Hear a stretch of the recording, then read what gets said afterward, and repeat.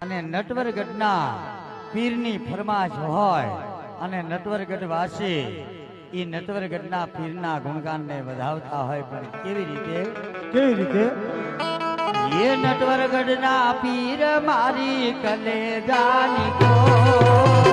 હરે હરે નટવરગઢના પીર મારી